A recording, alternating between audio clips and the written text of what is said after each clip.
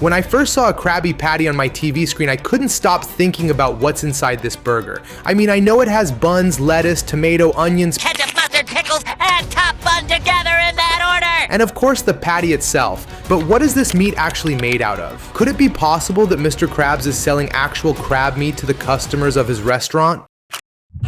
The first piece of evidence to why I believe Krabby Patty meat is made from crabs come from an iconic episode.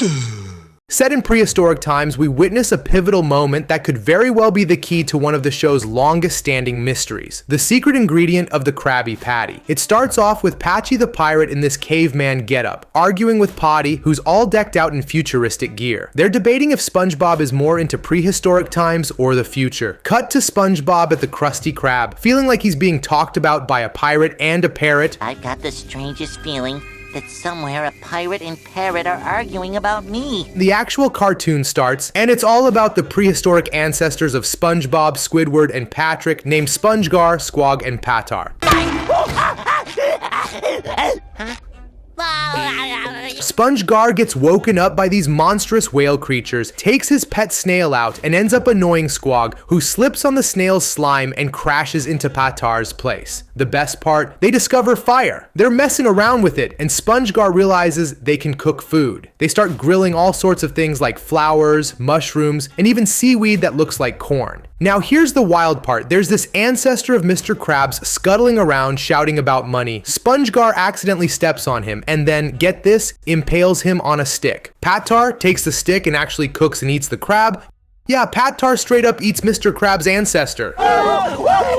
It's bizarre and a bit dark for SpongeBob, but still funny in that weird way the show does things. After Patar's little cannibalistic moment, Spongegar makes a Krabby Patty out of sand and roasts it. Based of this first evidence alone, if it doesn't seem to you like they're trying to tie this scene back to the present day Krabby Patty, I can understand. I mean, maybe I'm just reaching, but what are the odds that the writers would place these scenes back to back from each other? Like, how is this not a subliminal message? But fine, let's say I'm reaching here. I mean, after all, Patrick's ancestors were literal cavemen. It's not like Mr. Krabs himself would refer to Krabby Patty meat for actual crab, right? In the episode Midlife Crustation, we get one line from Mr. Krabs that, I mean, if this isn't a dead giveaway by the writers, I really don't know what is. The episode kicks off with Mr. Krabs waking up to this oldies radio station, and the song's all about being old. He's cracking and creaking everywhere, and his daughter Pearl is treating him like he's ancient. He even has to take this giant pill, which he hates. Then Pearl tells him that cool is out and coral is in. Mr. Krabs tries to be hip by saying coral, but Pearl's not buying it. He heads to work and keeps getting reminders of his age. This Boy Scout helps him cross the street. Then at the Krusty Crab, he overhears a mom saying her kid's Krabby Patty is old and dried out, just like Mr. Krabs. He takes a bite of the patty and says, So that's what I taste like. Now I know exactly what you're thinking. Bro, you're taking this out of context. Well, not really. Mr. Krabs' tone completely shifts when he says this. He goes from being completely sad to genuinely surprised, almost like old crab meat tastes good.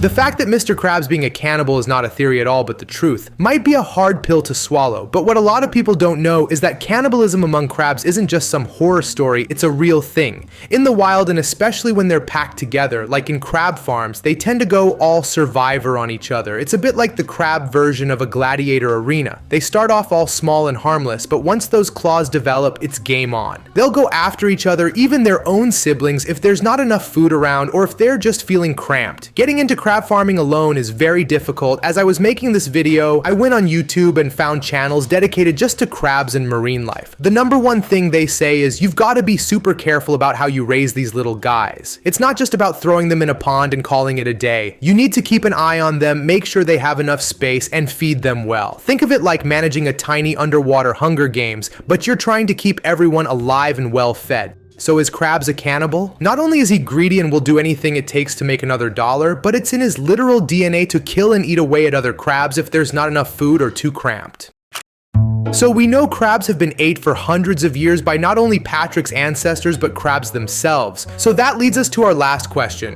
Where are the rest of the crabs in the show? In the world of SpongeBob SquarePants, the Krusty Crab is depicted as a fast food establishment located in the underwater city of Bikini Bottom. But the design of the Krusty Crab, a literal lobster trap. Could this be where Mr. Krabs keeps all the crabs in Bikini Bottom? Could this be why we don't see more crabs roaming around? I mean, think about it. Besides Mr. Krabs, Victor Krabs, who's Mr. Krabs' father, and Mrs. Krabs, his mother, are really the only crab characters we see in the entire show. Now, I know what you're thinking. What about Larry the Lobster? Well, Larry is a whole different beast, and Krabs knows this. In the Larry the Floor Manager episode, Larry the Lobster becomes the floor manager of the Krusty Crab under somewhat spontaneous circumstances. Mr. Krabs decides to take a vacation due to the stress of managing the very busy restaurant. He recognizes that he needs someone strong and reliable to manage the Krusty Crab in his absence. SpongeBob suggests Larry for the position, seeing him as a strong and capable individual, and Mr. Krabs agrees with SpongeBob's suggestion and appoints Larry as the temporary manager.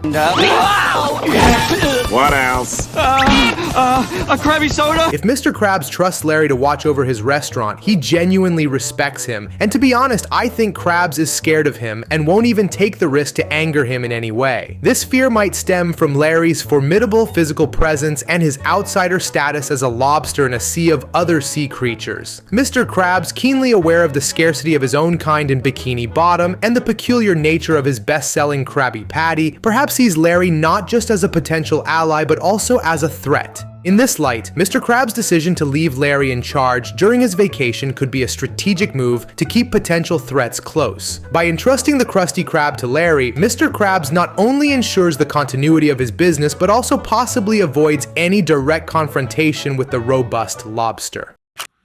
I've been thinking a lot about the Krabby Patty theory, and it's actually really fascinating when you start comparing it to real-life secret recipes and weird culinary practices. You know how KFC has that super secret recipe for their chicken? It's like this big deal where only a few people know what's in it, and it's supposedly locked up in a vault or something. It's kind of the same vibe with the Krabby Patty from SpongeBob. It's this big mystery that adds to the fun and allure of the show. And then there's Coca-Cola. Their recipe has been a secret for ages, right? It's a huge part of their brand's identity, just like the Krabby Patty is for the Krusty Krab. These secret recipes create this cool mystique and keep people guessing and talking. When you look back in history, you find some really wild stuff. Like in France, there was this dish called ortolan bunting. It's this small bird they used to fatten up, drown in brandy, and then cook. Super controversial and even illegal now, but it was a big secret among those who made it. And then there's casu marzu, this crazy Sardinian cheese with live insect larvae. It's illegal in the EU, but people still make it on the down low. Even in the Victorian era, the upper class had these exotic and unusual meals with recipes that were only known to elite chefs. We're talking about stuff like turtle soup and peacock. And it's not just food, but drinks too. Lots of ancient cultures had these secret recipes for fermented beverages, like certain Chinese rice wines or South American chicha. These recipes were closely guarded secrets, known only to a few. So when you think about it, the whole Krabby Patty secret ingredient thing isn't just a funny part of a cartoon. It's like a reflection of all these real-world secrets in cooking and food history. It's pretty cool how a show can tap into something that's been a part of our culture for so long.